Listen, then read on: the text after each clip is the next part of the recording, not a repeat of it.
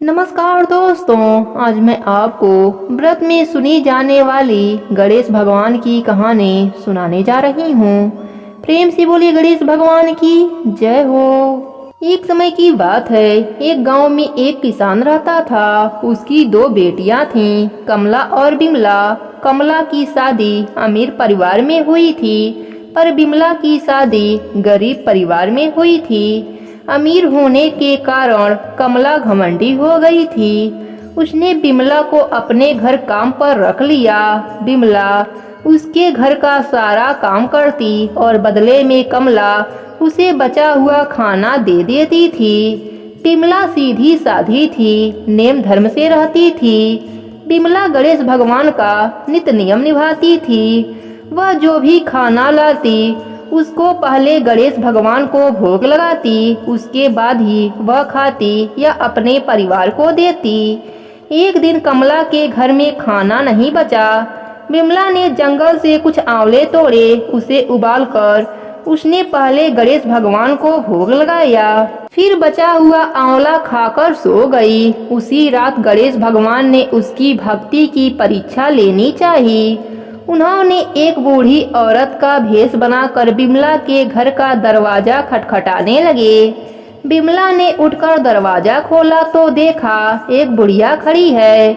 बिमला ने पूछा, माँ जी आपको क्या चाहिए? बुढ़िया ने कहा, मुझे बहुत जोरों की भूख लगी है, कुछ खाने को दे दो। बिमला ने कहा, माँ जी मैं बहुत गरीब हूँ, खाने को कुछ भी नहीं है, बस उबले हुए आंवले रखे हैं, आप खाएंगी? गणेश भगवान बुढ़िया के रूप में बोले, हाँ लाओ।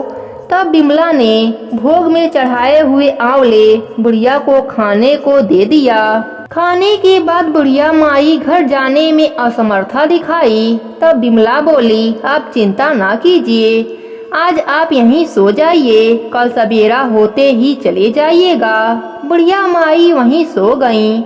थोड़ी देर बाद बुढ़िया माई की नींद खुल गई।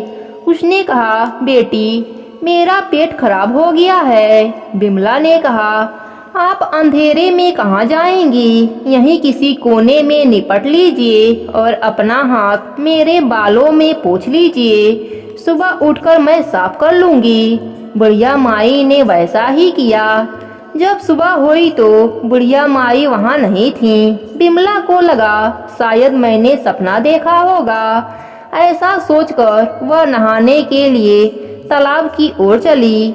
जब वह नहाने लगी तो उसके बालों से सोना झड़ने लगा। आसपास के लोग देखकर हैरान हो गए। अब बिमला को रात की बात याद आई। वह दौड़ी दौड़ी घर आई। घर आकर उसने देखा कि घर के अंदर चारों ओर सोने के सिक्के बिखरे पड़े हैं। वह खुश होकर गणेश भगवान की जयकारा लगाने लगी। उसने अपने बेटे को मौसी के घर से तराजू लाने के लिए भेजा। उसका बेटा मौसी के पास जाकर तराजू मांगने लगा। मौसी ने पूछा, तराजू का क्या करोगे? बच्चा भोला था। उसने बताया, माँ सोने का सिक्का नापेगी। कमला ने कहा, घर में खाने को दाना नहीं और सोना नापेगा। सच्चाई का पता लगाने के लिए वह तराजू के नीचे लट्ठा लगा दिया। बच्चा तराजू लेकर चला गया। जब सोना नापने का काम खत्म हो गया तो तराजू मौसी को लौटाने आया। कमला ने तराजू को उलट पुलट कर देखा तो उसके पीछे एक सोने का सिक्का चिपका हुआ था।